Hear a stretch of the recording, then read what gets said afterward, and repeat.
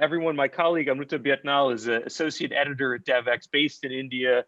As you read all of the fantastic coverage our reporters and editors have been doing on COVID-19, on the pandemic, you're now looking at the woman who leads that coverage. And I want to welcome you to this discussion, Amruta, and hand over the baton to you as you're going to take us forward to the next panel. And I will be back at the end of that and look forward to hearing what comes out of this part of the session. Amruta. Thank you, Raj. And welcome everyone to On the Frontlines. I'm sure, like me, you've learned a lot from the previous panel from the global health leaders, right from how health is an investment and what it takes to really build trust amongst communities. What we want to do in this next panel is to zoom in to some of those personal individual stories of healthcare workers. Healthcare workers are literally on the front lines of this COVID-19 crisis. Right now, they're grappling with not only the bigger questions of how to treat patients who have contracted the virus, but they're also grappling with how to take care of themselves and their own families. We'll get to those questions in just a bit, but before that, I'd like to introduce my fellow panelists. Mallika Raghavan is here with us today, and she's the Director of Country Engagement at Last Mile Health, which works to save lives in the world's most remote countries. We also have Farhan Yusuf with us, who's a health supply chain professional and youth advocate, currently based in Tanzania. We have with us Ngozi Opara, who's a specialized nurse and a specialized midwife, and currently she's the Assistant Director of Nursing Services at the National Hospital in Abuja, Nigeria. Also joining us is Dr. Khalid Abdelrahman, who's a tropical health specialist and Deputy Head of Mission at MSF in Sudan. Welcome to you all. I would just like to dive right in and go to Mallika first. Mallika, you've worked with a lot of healthcare workers in a lot of low and middle income countries across the world. And we know that healthcare workers have always had, limited resources at their disposal.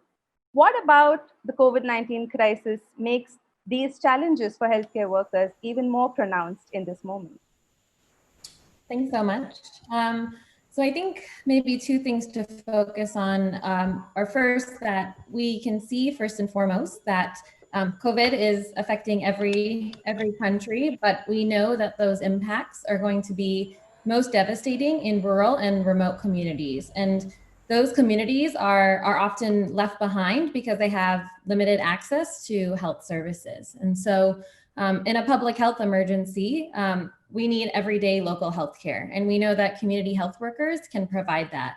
We need a health system that is resilient, that's adaptive, and one that can surge in a crisis. In particular, during the Ebola outbreak in Liberia, we learned that nearly 1 out of 10 of Liberia's healthcare workers, they lost their lives to Ebola. And so we know that we can't lose any more of these essential health workers, and we know that will leave the health system even more vulnerable. Furthermore, female health workers are disproportionately affected on the front line of a response. So globally, 70% of our health workforce is female. A majority of those are underpaid or unpaid. And recently we've learned that the poorest women subsidize healthcare with their unpaid work with the tune of over $1 trillion.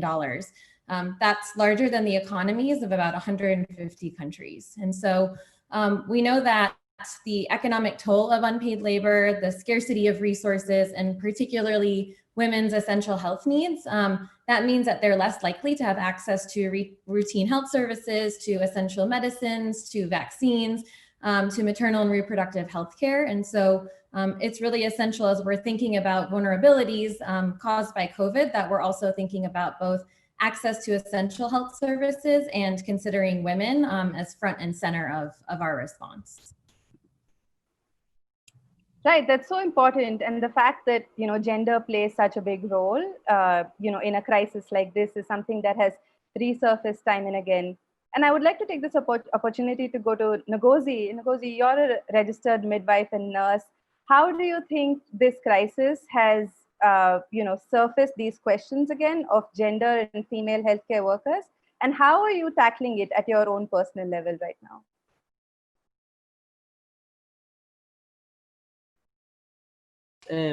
Laudable Are you hearing me? Can you hear me? Yes, we can hear you. Right, right. I'm sincerely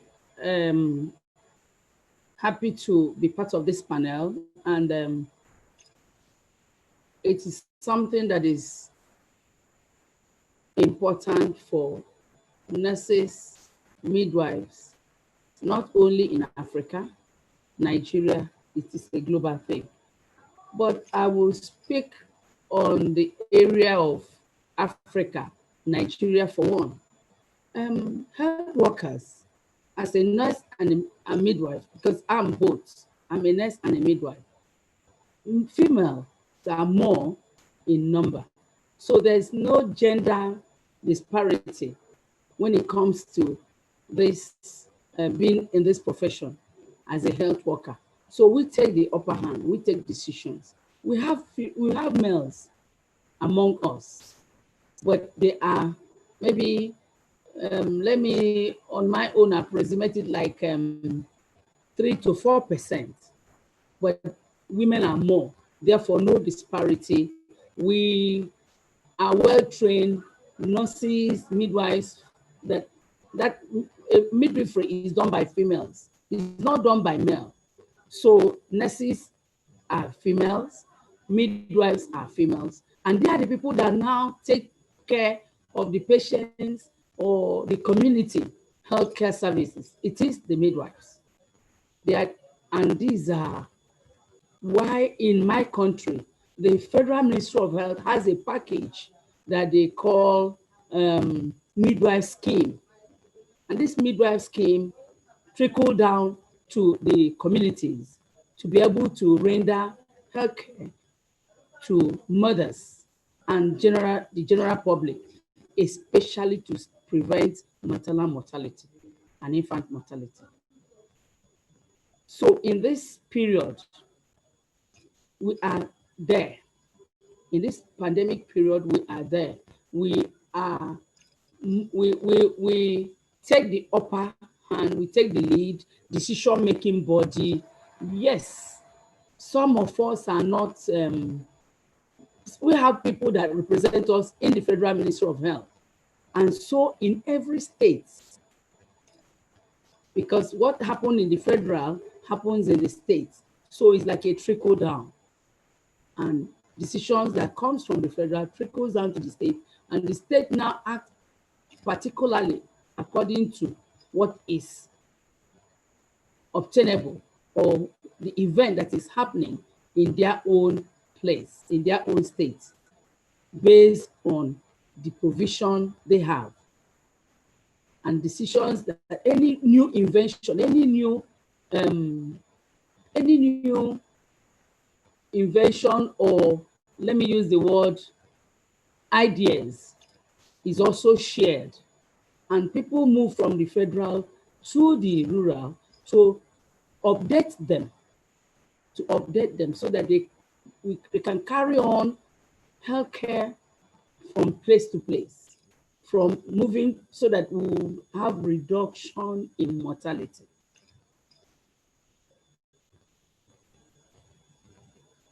Right, that's really important. And what I'm hearing you say is that, there are some issues that should have been tackled a few years ago, some issues, sort of are structural issues and support that should have been given to healthcare workers long back. Coming back to the COVID-19 crisis, Dr. Khalid, if I can come to you next, I'm wondering what you think are some of the immediate needs that healthcare workers face right now, and what can be done in the short term to help them do their job right now?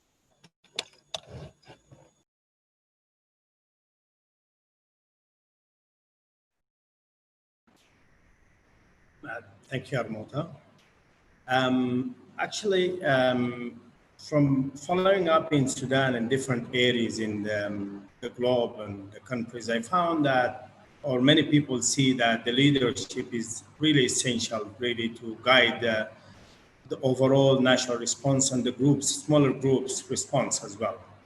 So if we take any country, for example, I take Sudan as a small example. We're in a transitional period where there is a bit of a disconnection of a national guiding policy compared to how it was sometimes in different places. The national guide is a bit missing there, and it's reflecting in the leadership in the health system, in the official health system and the voluntary health system as well. This is leading to really fragmented responses, even though the country has issued certain directives from the global overall response. Yet leadership was a bit of a missing piece there, a big missing piece. That has reflected in a very serious issue. Like for us in MSF, we look at the patient's right and ethical issues.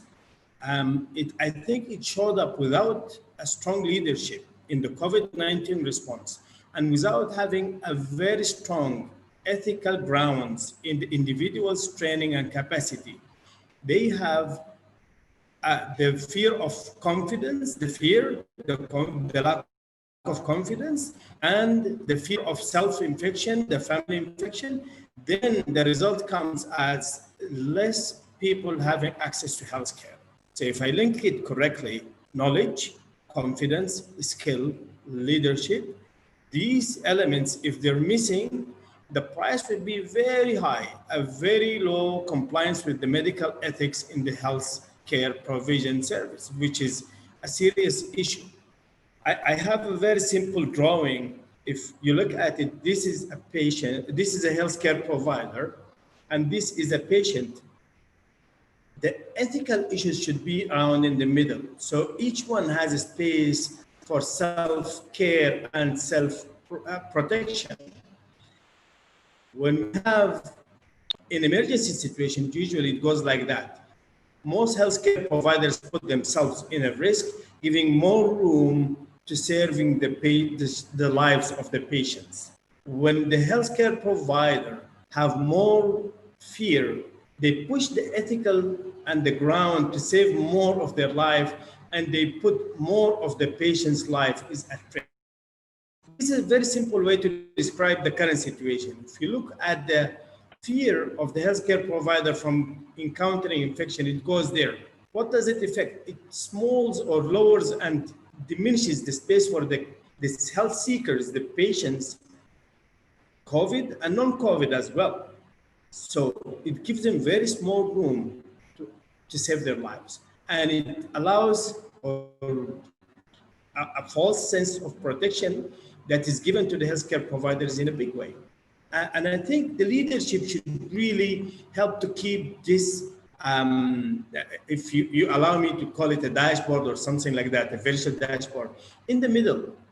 Each one should be safe and giving the patients the right to access healthcare services. So that's a simple way to describe it. Right. Thank you so much, Khalid. And you bring up such an important point about leadership. And, you know, this crisis has shown us time and again how much it's important and how it affects everything, right? From the access of drugs to, like you were saying, how, you know, people on the ground are actually dealing with their patients and making these key decisions. And that brings me to Tanzania, where Farhan is. And Farhan, would you like to tell us how healthcare workers are, you know, dealing with the situation right now in Tanzania? We understand that, you know, we've just done a story today on the muddled messaging around the COVID-19 crisis in Tanzania. So it can be important, and, you know, it's key how communication is so necessary at this point. And do you think that has made a difference in a country like yours? Thank you so much, Amruta. So I think before I get to, you know, the question that you have asked me, whenever I see these discussions around frontline health workers, I feel like one of the first things that I think is important for us to discuss, especially being on the front line and me being a pharmacist, is that I tend to hear a lot about doctors, nurses, and community health workers, but it almost feels like pharmacists and, you know, those related to pharmacy are the forgotten element even within the community health workers. And especially for something like, you know, COVID-19, if you think about it, you know, we talk about community health workers, but with the kind of symptoms that COVID-19 had, it's pretty obvious that within the communities, probably even before the healthcare facilities, where many of the patients probably ended up were the pharmacies or the drug shops because it was a flu, it was a fever, and that's where usually people start. Pharmacies and drug shops are usually the entry point into the health system. But whenever we speak about frontline workers, I feel like as if pharmacists are sort of forgotten. So I felt like that's important to mention. And I think one reason also of that, and which brings sort of another angle to this whole discussion, is the fact that I feel the reason for that is because many pharmacists and these pharmaceutical dispensers are on the private sector side. And whenever, again, we talk about our response, we tend to focus a lot on the public sector, and we almost forget that there's a whole private sector element, and that's where many of these pharmacists and pharmaceutical technicians and pharmaceutical dispensers are.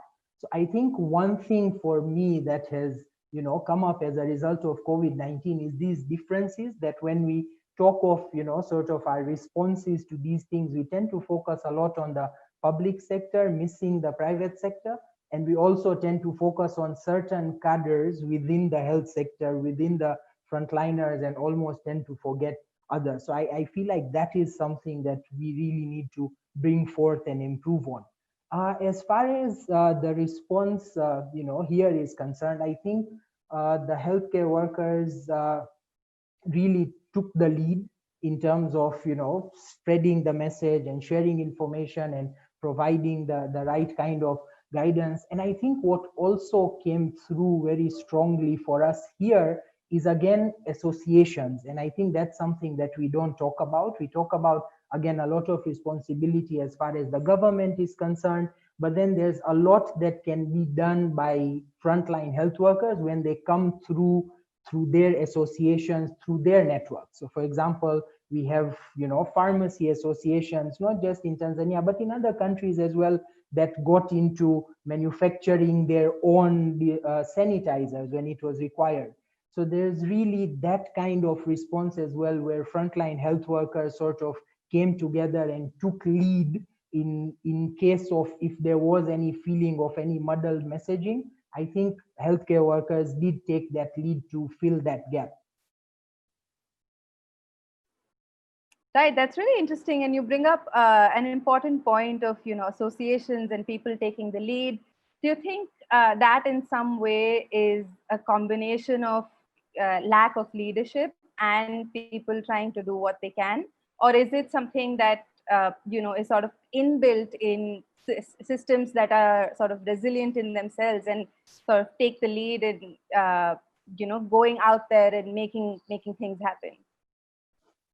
I think, Amruta, for me, my experience again has been that, in our lower income countries, health professionals have sort of gotten into the habit of taking that lead because, we are used to working in very resource constrained environments. We are used to always, and I'm sure, that is the discussion that was there even in the previous panel, and I'm sure we'll speak about it here as well, issue of limited resources, issue of limited equipment. So really, I think health workers are almost from the training at the university level, even remembering my experience because I studied right here in Tanzania, you're prepared to, work best with what you have and make the most of it and take the lead in certain scenarios. So definitely that is something that needs to be appreciated for the frontline health workers. Right, yeah, and there's also something to be said about how healthcare workers really just come together and make sure that whatever messaging is being received is being communicated to people themselves. And that brings us to the idea of strengthening health systems as a whole. And in the last panel, we talked about why that's important. And if Mallika, if I can come back to you on that question, what does it mean to really have strong health systems on the ground, and how do you think this affects the day-to-day life of healthcare workers who are dealing with this on a day-to-day basis? Yeah, great question. So I think one theme we're hearing across from all the panelists is that frontline health workers they're often the entry point, whether that's in the pharmacy, whether that's at the community level, whether that's in the hospital.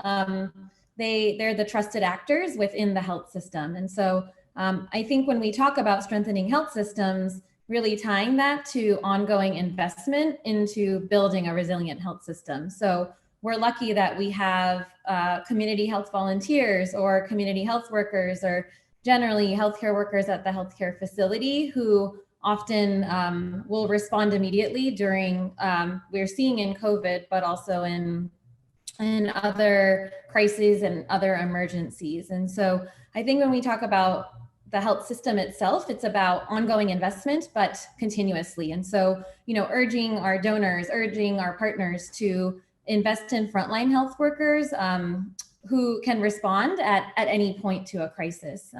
I think we saw that during and right after the Ebola outbreak in Liberia, the government really prioritized and made it a political priority to ensure that following the Ebola outbreak, there was a trained, supervised, paid, deployed set of community health assistants that would serve all remote and rural communities in the country. And since the Ebola outbreak over the last few years, the country has made increased and consistent investment into ensuring that those supervised, trained, professionalized health workers are able to respond. And we're seeing now during COVID that they're being called upon in their communities to educate, to prevent, to detect, to respond to COVID. And I think it's really important when we're thinking about investments in the system, we think about what that's going to mean, not just during a crisis, but before and after. I think the other point I wanted to bring up, and Anthony had brought this up earlier, is around how to design an effective community health system. And he spoke about the CHW AIM tool, the Community Health Worker Assessment and Improvement Matrix. And this is something being led with the Community Health Impact Coalition, USAID, UNICEF, and many others. And it's an effective tool to be able to do program planning, program assessment, continuous quality improvement. And so we're seeing that there are governments across the world, they're currently working overtime to respond to COVID. And so I think using tools like this to ensure that we're designing high quality community health systems can be really effective, and doing that as a coalition with partners, with the government, with donors is really essential. That's really interesting. And the fact that even at that health worker level, the fact that different donors and different partners come together to make to strengthen these health systems, to make sure that the day-to-day operations are taken care of is something that's probably ignored at a lot of times, but it's definitely an important point. Khalid, I would like to come to you to ask, how does this work in a country like Sudan, where resources are already strained, there are different sort of priorities that you need to take care of, and in the middle of this, when a pandemic hits, how does a healthcare worker decide what to prioritize on and how to sort of use the resources that they have at their disposal? Well, actually, you hit in the real challenge that we're facing in our country. Sudan has been a country with limited resources throughout the past few decades, actually. And with the current situation where we're facing a shock to the health economy, and the whole population is really struggling to strive with very high level of malnutrition and different health priorities like different endemic diseases. You have a health system that is barely functioning and resilient as described, just moving on from one side to another. You have a pandemic that is hitting the country, but the numbers are not soaring high and not really scary. Still, so far, Sudan is about 10,000 plus, the cumulative number of cases. So for a healthcare provider, the priority is for those malnourished cases, for malaria cases, the different situations in front of them. And that is creating a very high level of conflict within the system, inside individuals and the system. And actually, that's where the leadership what role was missing, actually. You see limited resources throughout the time trains people how to adapt themselves individually and a system. the pandemic as a new one comes in and the social media is scaring everyone, people focus on what they're used to focus on, depriving the current situation from the attention that it requires. But when fear overrides, then there is a situation of mismanagement and misjudgment. And that is where the ethical issue, I come back to the ethical issue again. It's a challenging situation.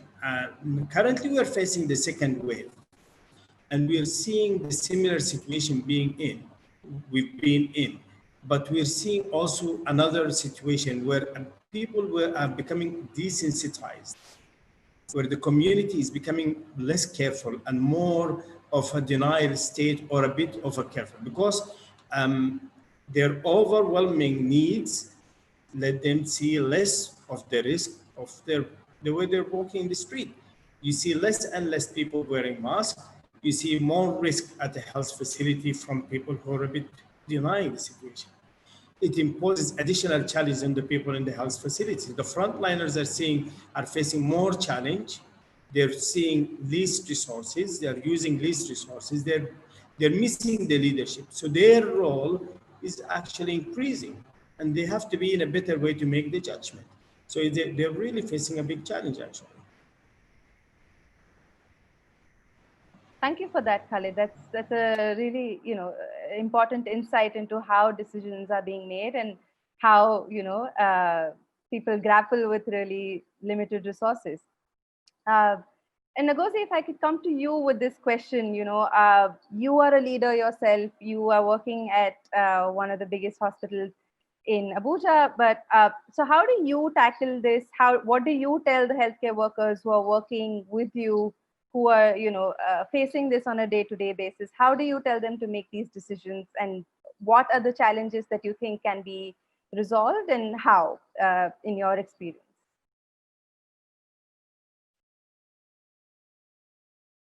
The present situation, we always make sure that we highlight strict protection, because you cannot say you are serving and you now contract the disease. So all health workers, because of the training that have been given to us, making sure that we do all the protocols to avoid being contracted, so that we can stand in, because it's stressful to be able to manage these patients that come in. The speaker from Sudan said something, that the awareness, people are no more bothered about the disease, because our population is so high, and is not what is going on in Europe. Therefore, there are like little doubts, unbelief going on. So for that, they come to the hospital without masks. So we give them masks to be able to attend to them, because that makes us, it exposes us. Now, we make sure that we monitor them. We take our records. We follow up the testing procedures, because the more you test, the more you'll be able to discover who is having this illness. And in our environment, and in my own area, the challenges are also manpower. The manpower is a very strong challenge, because nobody employed anybody. It is still those that are already managing the health sector in this country that is facing the COVID issue. Remember, they are having a difference in a hospital. There's an isolation center. The number of staff reduced to manage these patients. So other illnesses suffer. Other illnesses that patients come with, they don't receive adequate care, but we have made it mandatory that we have a specific number of people each time on duty. Generally, I'm not talking only of my hospital, but in the country and in our states, so that people will not be left to suffer because there's COVID. So the challenges are that there's lack of manpower. Again, the other thing is the the preparedness, seemingly poor preparedness, emergency preparedness, and the status. So in this seemingly poor conditions, the public health emergencies require quick identification and quick response, because when you identify the case, you'll be able to attend to the case promptly. But when there is no identification, probably for testing or lack of knowledge, you actually be exposing. And because our public health emergencies deal with either imagining or reimagining diseases, in some cases, we don't have a guideline or protocols. So not having a guideline or protocols has also caused a little gap in managing or taking care or following up this pandemic, the COVID issue. Therefore, we also, as a leader, advise that we have to have more training, review constantly, especially things that, especially our things in our shortfalls of the previous. For instance, when we had Ebola, so we told them, those that using Ebola as an example to refer to people taking care, remembering the past, not minding that no new thing was built or made for us to face this challenge presently. Another challenge is the ergonomic structure of our hospitals, environment, healthcare facilities, structures are not what it ought to be. It is not, because we have to have a place where if you come out, you can sight your patient from anywhere. You are standing or sitting. Be able to identify the machine that is calling for an emergency. So such structures are also lacking. It's a challenge. And as a leader, we keep on bringing it out from time to time to see how our managers, our leaders who are higher than us can listen and restructure this economic structure of the hospitals, so that when there's an outbreak, you don't need to start falling here and there and now making things not happen the way it ought to happen. And again, I will say something about exposing health workers deficit. I will still talk about rural area. Our rural area is important because it is from there the patients or the people who are sick they come out from to meet you that is in the urban. So if we don't have facilities that is really of a little bit standard to manage primary care before tertiary, it's always a case problem for the health workers that are there getting exposed to COVID or any epidemic. And more and more that I will say because of my time too. No, thank you so much for that insight. And you bring up a really important point about, workers in rural areas and, how they have been able to serve the people. And that brings me to my next question of, how are we able to access technology in this crisis and really empower our healthcare workers to use this technology and to make sure that, their services don't fail, but they're able to access whatever they need at this time, especially given that we need to practice social distancing, the fact that not too many people are, able to travel. So if I could just come to Mallika for a second and see, how different people from different countries have been dealing with this, and then maybe we could go around the panel, and if anyone wants to respond to that, we should definitely do that.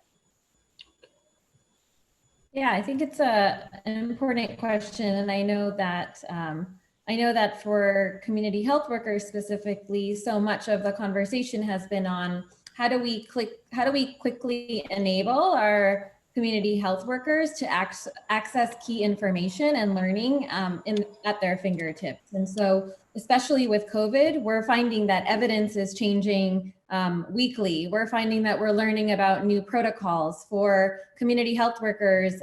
In particular, we've had to adjust a lot of the protocols in terms of the way that they might diagnose or treat malaria or diarrhea or pneumonia, because they no longer can touch the patient. They need to keep distance from the household. They need to be working with the caregiver. And so I think digital technology plays such an essential role, because so many of these different decision-making protocols, training curricula, digital content and multimedia can now be uploaded onto phones that community health workers have, so that when their supervisor might not be nearby, or when they need to re-engage or look at a protocol on COVID-19, they're able to do that on their phone, sometimes without ongoing supervisory support. And so I think digital tools play such an essential role, both in, I think,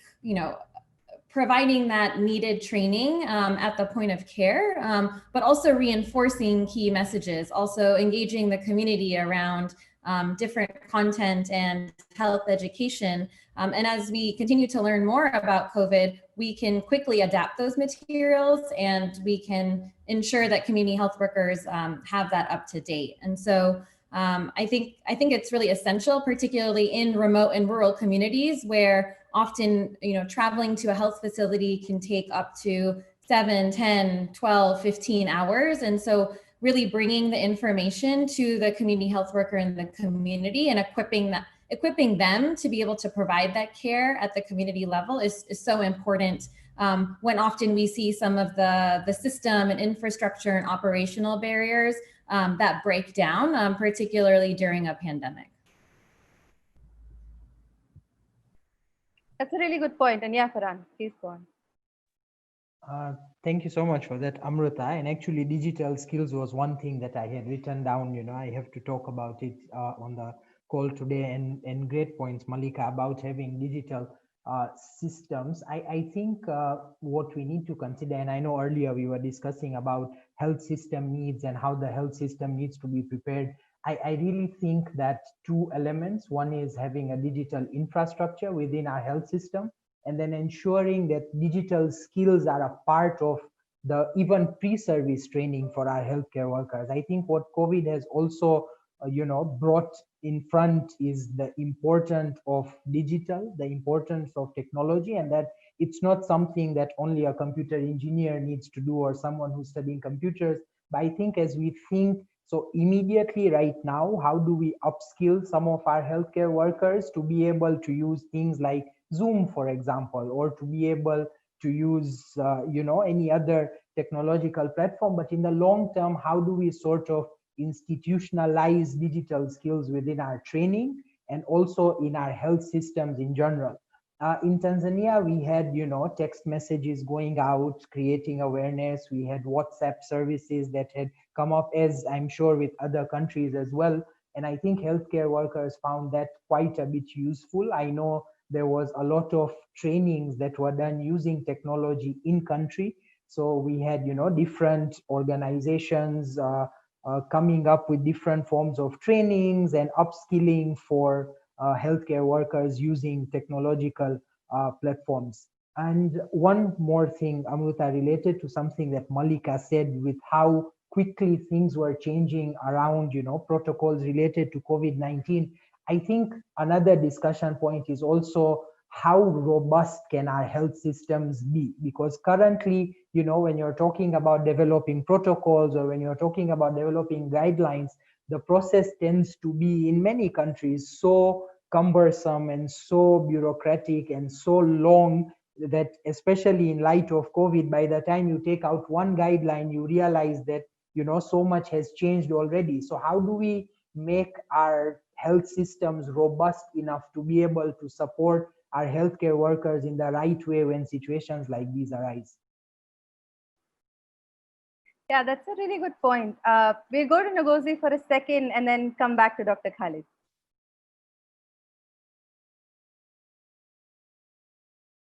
I think that it's good to improve the capacity of managers and to identify their own benefits of using research, because this has happened, or this is happening now. What has happened before? What did we learn from there?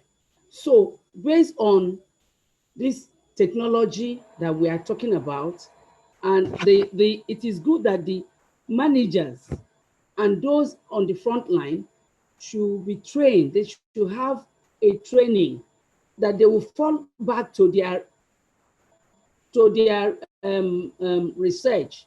And research is not only what you are looking for, it's what you would have done, what you didn't do, the shortfalls, and you now pick it up there and now move it so that by the time everyone is knowledgeable, it will not be difficult. For instance, like the pharmacist just mentioned, all of this was not happening before. Zoom, talking, discussing, I can see you, they were not there.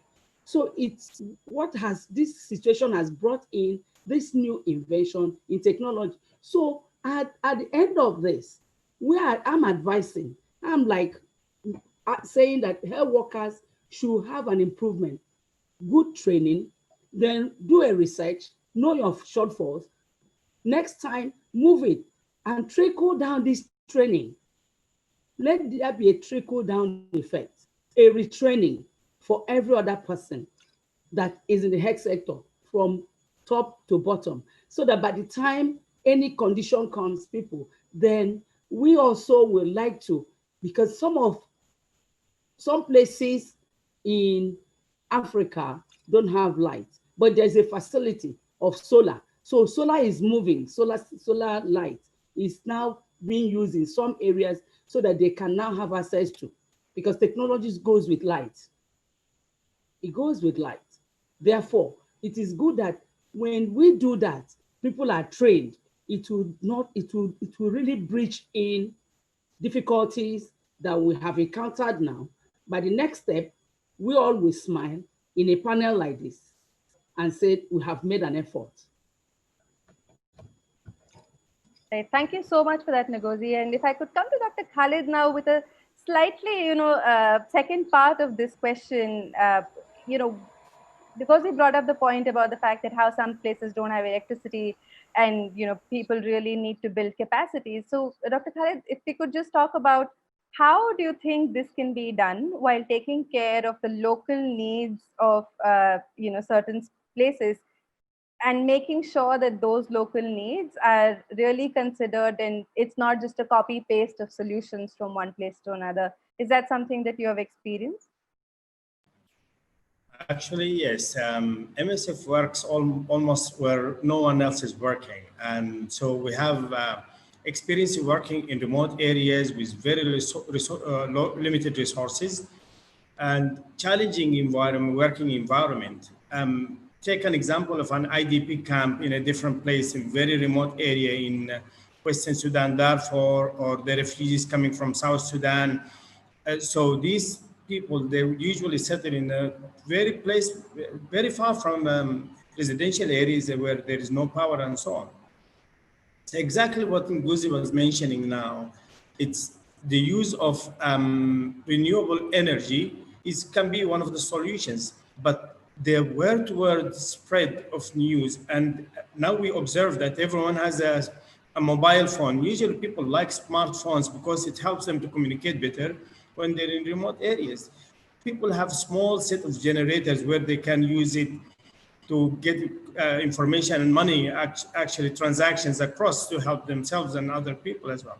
So the use of simple solutions can help the community, we can use that adaptable solution in a healthcare providing and empower the healthcare with limited knowledge that they can help them and update their information. If you allow me to come back to a small point, technology is very useful if used correctly, but we see a concern of people really following the rumors and information that does not have concrete evidence, like use of certain medication to treat COVID-19. Certain elements, people say this help you to really improve and boost your immunity. Some of these materials, if you use them irrationally, it can be very harmful. I'm sure our friend Farhan has lots of experience in that. And yes, if we use that in the correct way, it's useful, but it can really be very tricky and very harmful if we do that. In MSF, we're trying to find a platform to use technology and get the correct message across and answer to people in the front line to empower them with the correct updated information. And I hope that it can be replicated in other places. It will really make people feel confident and use and do and act immediately with the correct messages, especially if you are in a remote place with limited resources and have no more senior person to ask, like different people in Sudan and different areas in the continent in Africa. Thank you so much, Khalid. And you bring up a really important point about how different places have different needs, and the fact that we really need to consider what these places are and what the people are going through and what their specific needs and their specific capacities are.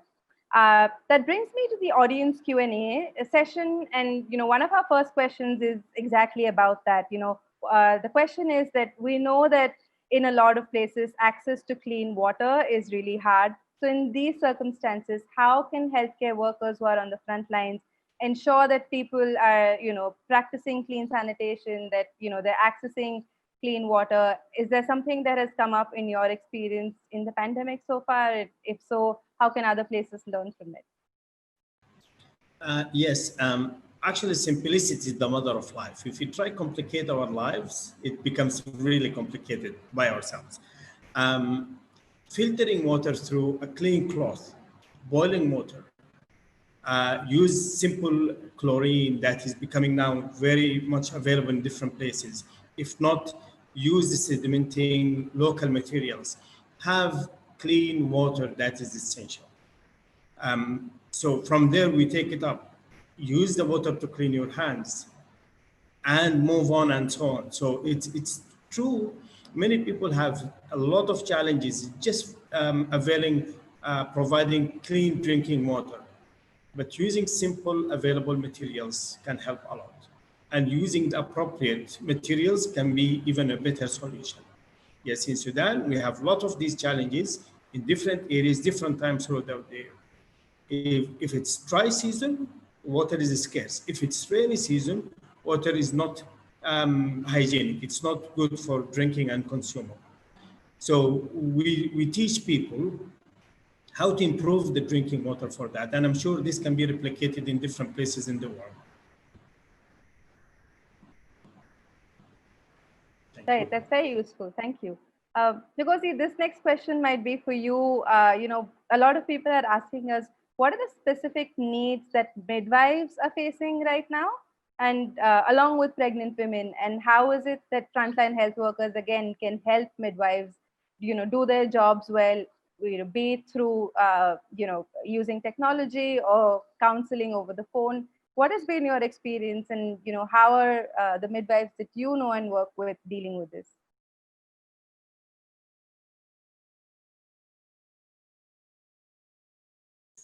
As the pandemic came up in my facility and in the country, the law came that pregnant mothers, expectant mothers must be attended to. That's a policy. Other people with minor illnesses and other regular illnesses were asked to stay at home for a while, except when it comes out as emergency. So mothers were attended to. The clinics But initially, our gynecologists had a meeting and did not want to be registering new people. But after a while, 1 month, they start giving appointment to those already registered that are pregnant, attending to them all over, then opened up for registration. To social distance, to physical distancing, they had a particular number for each clinic day that they were registering according to the consultants, so that because we didn't build new structure, it was still the old structure. So we did that and were able to take care. Then emergencies, those that are pregnant in private hospitals, because some private hospitals were also afraid, they didn't want to take in patients, because there was a case somewhere in Lagos where a doctor operated on a patient and died, pregnant mother, and contracted Ebola and coronavirus and died. So doctors were skeptical, they were afraid. So doctors stopped attending to patients. But so such ones come to the tertiary hospital as emergencies. We receive them, protecting ourselves and them. We make sure those who are on book have a place. We attend to them. First of all, looking at the symptoms. You must look out for the symptoms. Are there things that can make you suspect? Are there things that will show from the patient that this can be, this cannot be? Some of them that had one problem like high temperature, we'll keep them in that room until it's confirmed that they are not. So definitely we attended to them. So mothers were taken care of. Deliveries were ongoing. Babies were taken care of. Then the facilities also isolated a particular place in case there's any pregnant that is positive with them. And even the neonatal unit had a place so that if such babies are born, they will be there. And nurses already stationed to manage them. So these were excellent things that I saw we did. We were very, but some of us initially were like, oh, it's overwhelming. But along the line, you must do and take care of these because you don't know who next. So this trickled down and we managed pregnant women. Mothers came in, antenatal clinic was running, but in a very low scale, and we now increased as leads of movement from place to place, time and all that the government, the task force has put in place. Task force of COVID in Nigeria has put in place. So these things were managed in that manner. So we had no issues, nobody, except maybe very difficult cases, definitely that did not die out of COVID or that had been mismanaged. I have spent a lot of time before coming to higher facility. Yeah, because you bring up a very important point of, building trust with communities, right? And how managing fears is so important in this time right now, and how, that really works with building trust over time and working with people and really ensuring them that the health workers are there with them and they can really hold their hand through the process. I wanted to sort of, broaden that point to a global level policy and maybe come to Mallika for a second about how this idea of building trust can be built into policy and how does that really affect health workers on the ground and how can that help them really do their work better? Yeah, I think to build trust at the policy level is also, I think it is about the engagement of community members, of frontline health workers, even in the design of policy. Often policy is designed and created and often even rolled out without kind of engagement across multiple levels of the health system, everything from the national level to subnational to community. And so I think when we're thinking about designing policies, particularly during an emergency, it's, I think, the time in which it's much easier to take shortcuts and not engage the actors that are going to be most impacted by those policies at the forefront. And so I think that's one piece. I think at the same token, we recognize that at a time like COVID, we need financing. We need support by different actors like technical partners or NGOs. So it's important when we're building that coalition of designing policy, whether it's during an emergency or long-term health system strengthening, that we're engaging all of those different actors and stakeholders together. I think in the same vein, it's also critical to have the role of civil society organizations or community-based organizations who often have a very strong connection to the community and can be strong advocates and are very participatory. And so I think kind of referencing back to the CHW AIM tool and the kind of like 10 components of how to design a strong community health program, through those 10 considerations, I think kind of alongside and complementing that should be, who are the people that should be part of that design? Everybody from patients to community level actors to donors to funders. I think that's how we see really successful policy being not just designed, but actually implemented and rolled out and often sustained. Thank you for that, Mallika. That's really important. And, the idea that looking at every person on sort of like the healthcare supply chain, if you will, and considering them into policy and how that can have real impact into the way that, health is really conducted and serviced and given to people.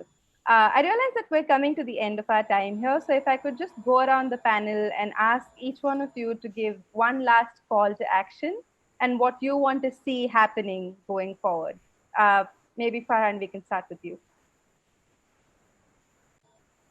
Thank you so much, Amruta. I guess my call to action, giving one is a bit difficult, but I guess what I would call for, I think number one is public-private partnership. I think that is very important so that the sectors can learn from each other and together come up with the right sort of solutions for when we are faced with challenges like this.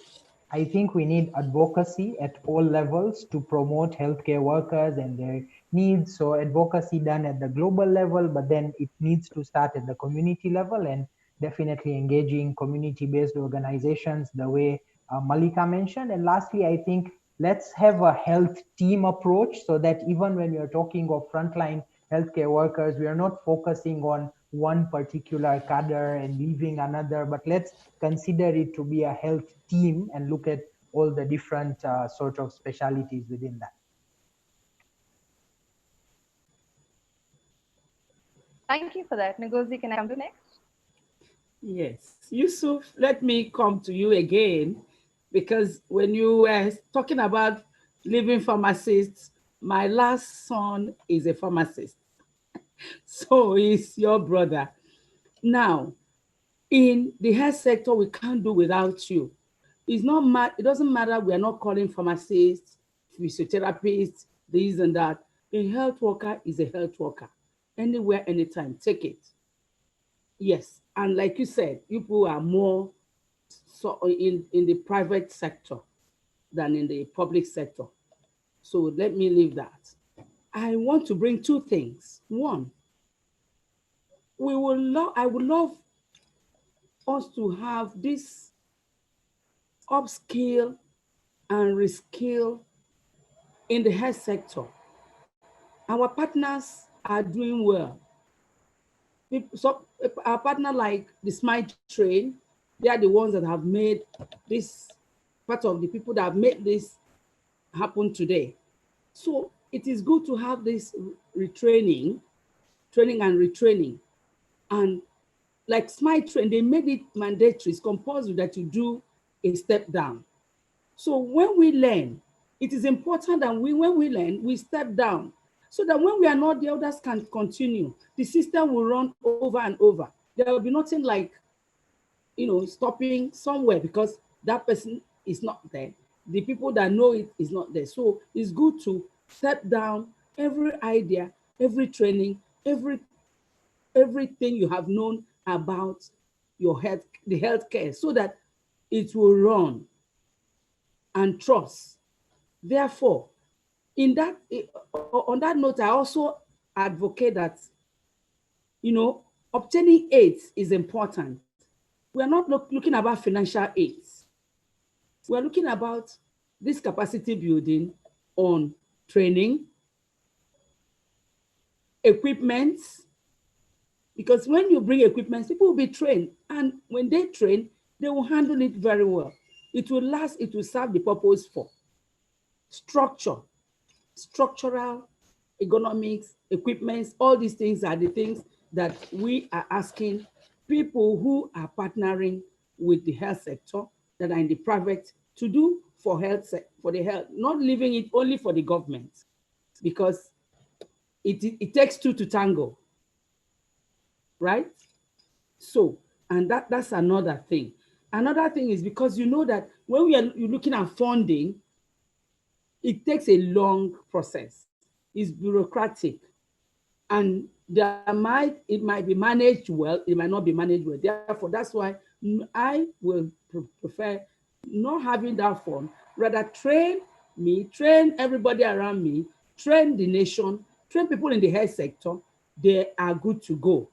They will now move care from place to place. And communication is important. Communication is very important. So that by the time you let the other person know, by the time not the other person know, you move it. That anywhere you are, you have an idea of what is ongoing. This is what I can say. Yeah. Thank you so much, Ngozi. And Mallika, if we can come to you for a last round of your call to action, please. Sure, I'll keep it short. But I think, like many of my colleagues, I think like Farhan was saying, the investment and kind of the investment into community health teams is critical. I think not just during COVID, but after, we need to be ensuring that we're creating resilient health teams that can prevent, detect, and respond to any emergency. And so I think a call to action is for donors, for funders, for partners, for all of us to continue to advocate and to recognize the critical role that frontline health workers are playing right now. I think, and following when COVID is hopefully no longer here in our countries, to make sure that we continue to invest in those workforces, to train, to supervise, to equip, to pay, to ensure that they have the skills and the supervision that they need so that they continue to be resilient. Thank you so much, all of you, for your time. And here at Devex, we'll continue to track these issues. We'll keep reporting on them. We'll come back to you for your insights. I would also like to thank Dr. Khalid, although it seems like he's dropped off and he's not with us anymore. Thanks so much for your time. And I'm sure everyone watching really enjoyed this and really took away lessons that they can implement in their own work. I would like to now pass it on to Raj Kumar, our editor-in-chief, for the next session. Thank you so much, Raj, for having us on this session, and all the best for the next one.